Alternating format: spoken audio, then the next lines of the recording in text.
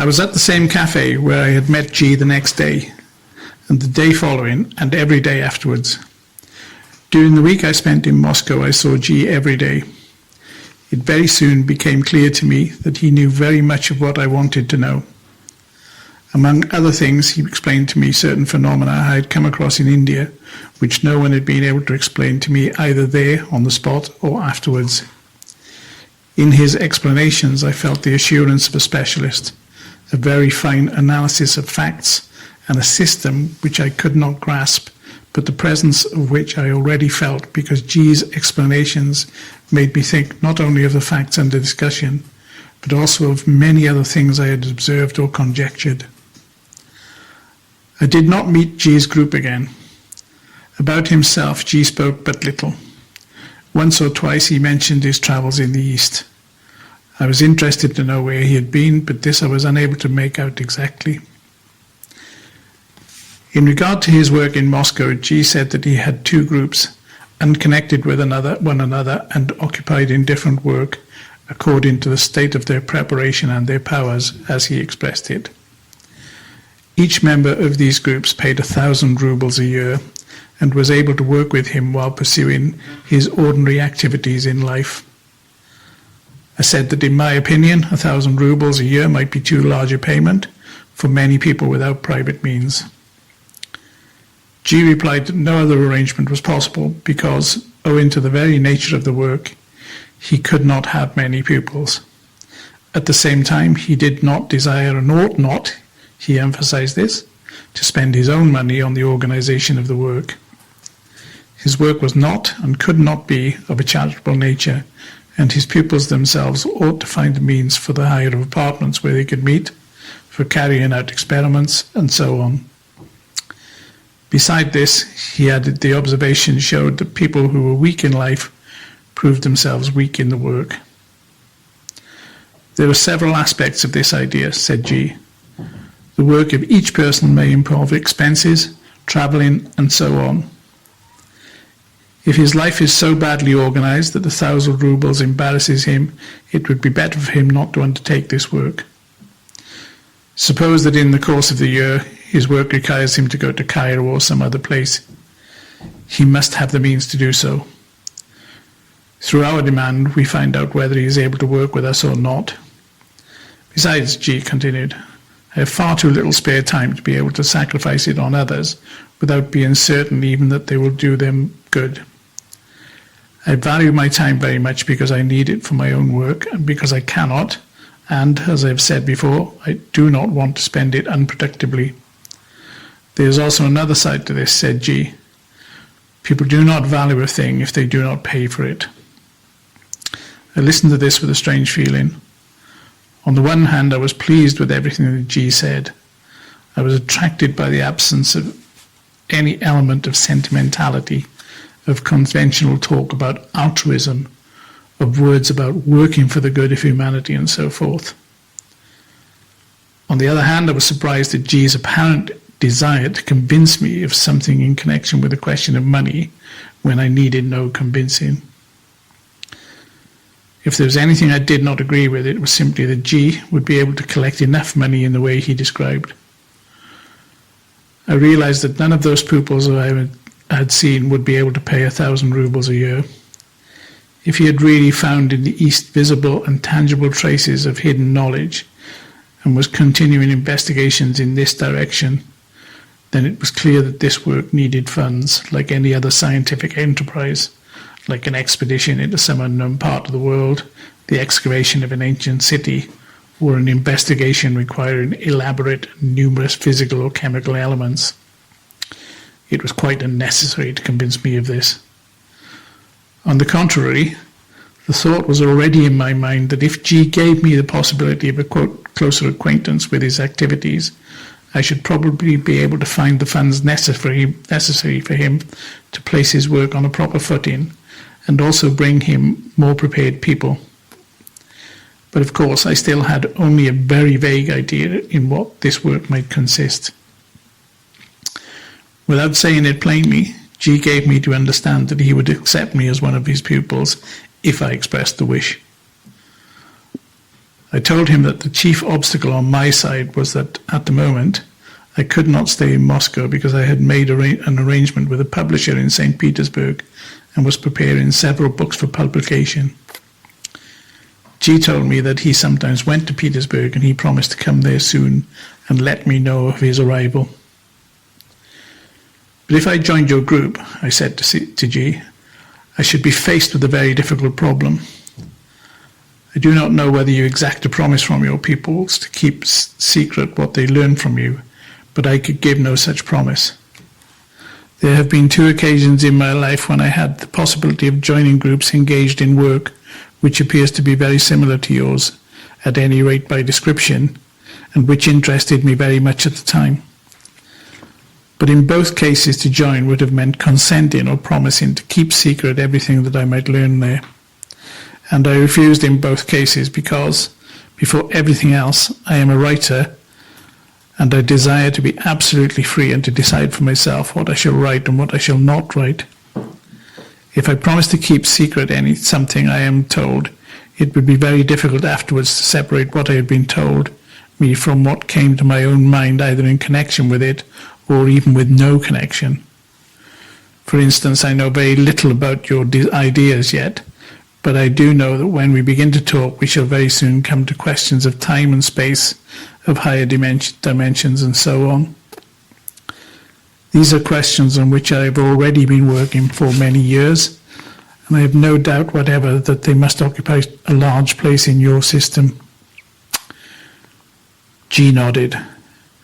Well, you see, if we were now to talk under a pledge of secrecy, then, after the first conversation, I should not know what I could write and what I could not write. But what are your own ideas on the subject, said G. One must not talk too much. There are things that are said only for disciples. I could accept such a condition only temporarily, I said. Of course, it would be ludicrous if I began at once to write about what I learned from you. I'm going to have to stop. No. I could accept such a condition only temporarily, I said. Of course, it would be ludicrous if I began at once to write about what I learned from you. But if, in principle, you don't wish to make a secret of your ideas and care only that they should not be transmitted in a distorted form, then I could accept such a condition and wait until I had a better understanding of your teaching. I once came across such a group of people who were engaged in various scientific experiments on a wide scale. They made no secret of their work, but they made it a condition that no one would have the right to speak of or describe any experiment unless he was able to carry it out himself. Until he was able to repeat the experiment himself, he had to keep quiet. There could be no better formulation, said G, and if you will keep such a rule, this question will never arise between us.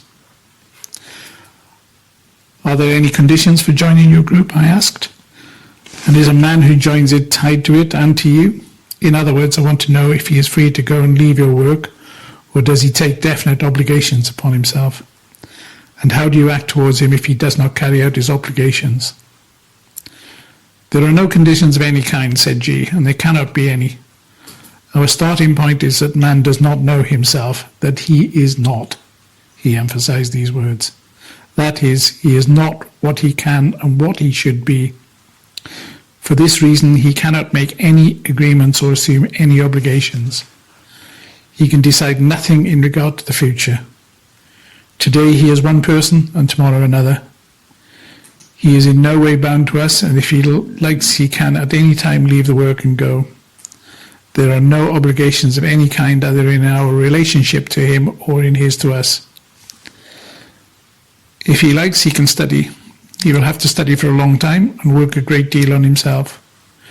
When he has learned enough, then it is a different matter. He will see for himself where he likes our work or not. If he wishes, he can work with us. If not, he may go away. Up to that moment, he is free. If he stays after that, he will be able to decide or make arrangements for the future. For instance, take one point. A situation may arise, not, of course, in the beginning, but later on, when a man has to preserve secrecy, even if only for a time, about something he has learned. But can a man who does not know himself promise to keep a secret? Of course he can promise to do so, but can he keep his promise? For he is not one, there are many different people in him. One in him promises and believes that he wants to keep the secret, but tomorrow another in him will tell it to his wife or to a friend over a bottle of wine, or a clever man may question him in such a way that he himself will not notice that he is letting out everything. Finally, he may be hypnotized, or he may be shouted at unexpectedly and frightened, and he will do anything you like. What sort of obligations can he take upon himself? No, with such a man we will not talk seriously. To be able to keep a secret, a man must know himself, and he must be. And man, such as all men are, is very far from this. Sometimes we make temporary conditions with people as a test. Usually they are broken very soon, but we never give any serious secret to a man we don't trust, so it does not matter much. I mean, it matters nothing to us, although it certainly breaks our connections with this man, and he loses his chance to learn anything from us, if there is anything to be learned from us. Also, it may affect all his personal friends, although they may not expect it. I remember that in one of my talks with G, during this first week of my acquaintance with him, I spoke of my intention of going again to the East. Is it worth thinking about? And can I find what I want there? I asked G. It is good to go for a rest, for a holiday, said G, but it is not worthwhile going there for what you want. All that can be found here. I understood that he was speaking of work with him. But do not schools which are on the spot, so to speak, in the midst of all the traditions, offer certain advantages? I asked.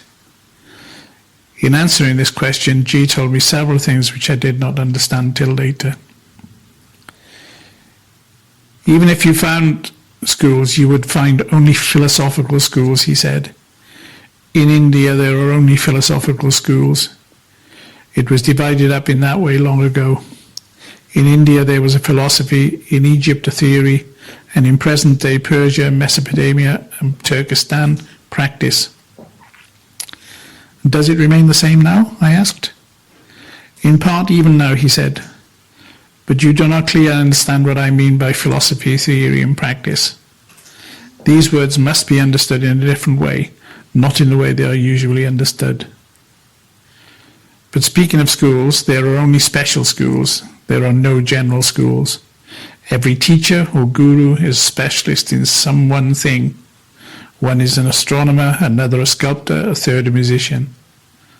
And all the pupils of each teacher must first of all study the subject in which he has specialized, then afterwards another subject, and so on.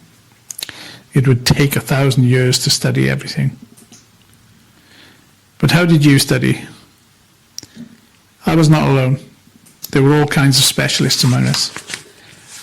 Everyone studied on the lines of his particular subject. Afterwards, when we foregathered, we put together everything we had found. Where are your companions now? G was silent for a time and then slowly, looking into the distance, said, "Some have died, some are working, some have gone into seclusion." This word from the monastic language, heard so unexpectedly, gave me a strange and uncomfortable feeling. At the same time, I felt a certain acting on G's part, as though he were deliberately trying from time to time to throw me a word that would interest me and make me think in a definite direction.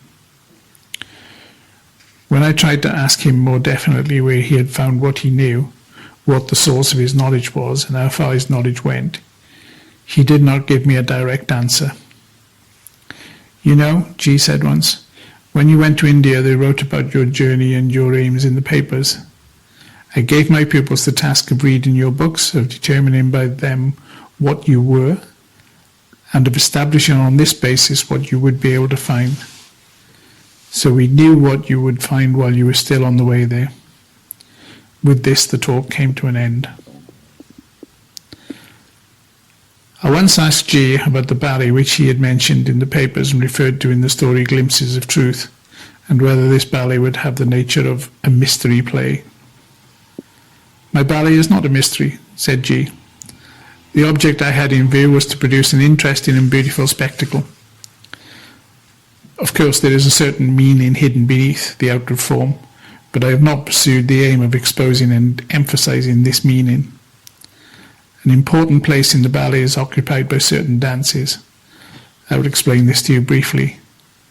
Imagine it that in the study of the movements of the heavenly bodies, let us say the planets of the solar system, a special mechanism is constructed to give a visual representation of the laws of these movements and to remind us of them. In this mechanism, each planet, which is represented by a sphere of an appropriate size, is placed at a certain distance from a central sphere representing the sun.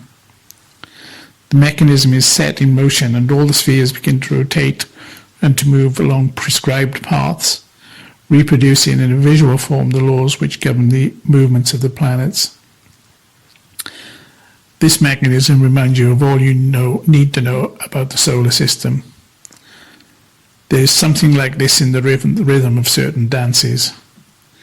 In the strictly defined movements and combinations of the dancers, certain laws are visually reproduced which are intelligible to those who know them. Such dances are called sacred dances.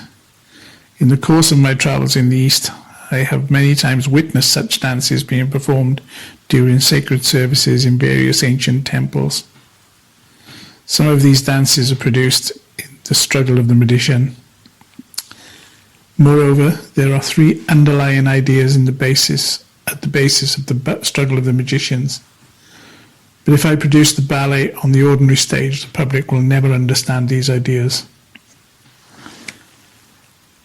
I understood from what he said subsequently that this would not be a ballet in the strict meaning of the word, but a series of dramatic and mimic scenes held together by a common plot, accompanied by music and intermixed with songs and dances. The most appropriate name for these scenes would be revue, but without any comic element. The ballet or revue was to be called the struggle of the magicians. The important scenes represented the schools of a black magician and a white magician, with exercises by pupils of both schools and struggle between the two schools. The action was to take place against the background of the life of an eastern city, intermixed with sacred dances, dervish dances, and various national eastern dances. All this interwoven with a love story, which itself would have an allegorical meaning. I was particularly interested when G said that the same performers would have to act and dance in the white magician scene and in the black magician scene, and that they themselves and their movements had to be attractive and beautiful in the first scene, and ugly and discordant in the second. You understand that in this way they will see and study all sides of themselves. Consequently, the ballet will be of immense importance for self-study, said G. I understood this far from clearly at the time, but I was struck by a certain discrepancy. In the notice I saw in the paper, it was said that your ballet would be staged in Moscow, and that certain well-known ballet dancers would take part in it. How do you reconcile this with the idea of self-study? I asked. They will not play and dance in order to study themselves? All this is far from being decided, said G, and the author of the notice you read was not fully informed. All this may be quite different. Although, on the other hand, those taking part in the ballet will see themselves whether they like it or not. And who is writing the music? I asked. That also is not decided, said G. He did not say anything more, and I only came across the ballet again 5 years later. Once I was talking with G in Moscow. I was speaking about London, where I had been staying a short while before, about the terrifying mechanization that was being developed in the big European cities, and without which it was probably impossible to live and work in those immense whirling mechanical toys. People are turning into machines, I said, and no doubt sometimes they become perfect machines. but I do not believe they can think. If they tried to think, they could not have been such fine machines. Yes, said G, that is true, but only partly true. It depends first of all on the question which mind they use for the work. If they use the proper mind, they will be able to think even better in the midst of all their work with machines. But again, only if they think with the proper mind. I did not understand what Jean meant by proper mind, and understood it only much later.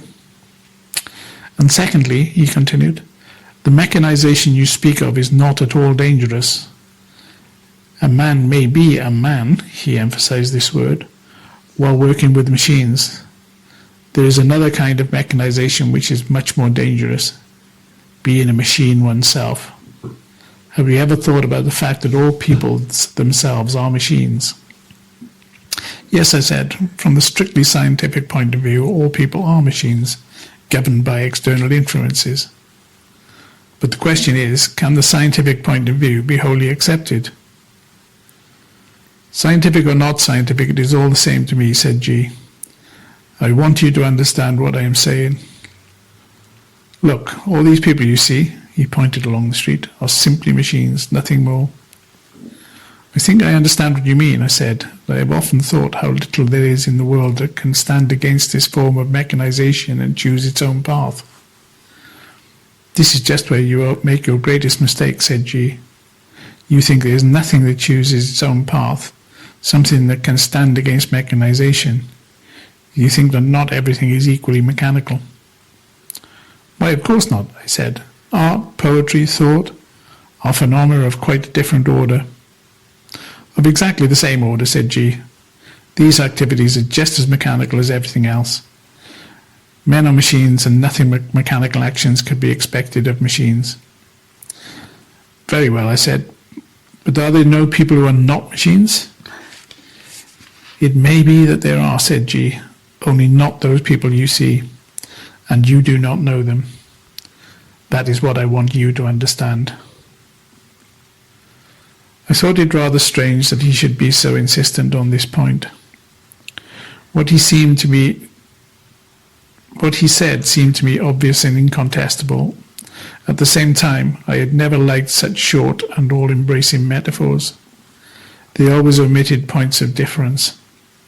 I, on the other hand, had always maintained differences were the most important thing, and that in order to understand things, it was first necessary to see the points in which they differed. So I felt that it was odd that G insisted on an idea which seemed to be obvious, provided it were not made too absolute and exceptions were admitted. People are so unlike one another, I said. I do not think it would be possible to bring them all under the same heading. There are savages, there are mechanized people, there are intellectual people, there are geniuses. Quite right, said G. People are very unlike one another, but the real difference between people you do not know and cannot see them, the difference of which you speak simply does not exist. This must be understood. All the people you see, all the people you know, all the people you may get to know are machines. Actual machines working solely under the power of external influences, as you yourself said. Machines they are born and machines they die. How do savages and intellectuals come into this? Even now, at this very moment where we are talking, several millions of machines are trying to annihilate one another. What is the difference between them? Where are the savages and where are the intellectuals? They are all alike. But there is a possibility of ceasing to be a machine. It is of this we must think, and not about the different kinds of machines that exist. Of course there are different machines. A motor car is a machine, a gramophone is a machine, and a gun is a machine. But what of it? It is the same thing. They are all machines.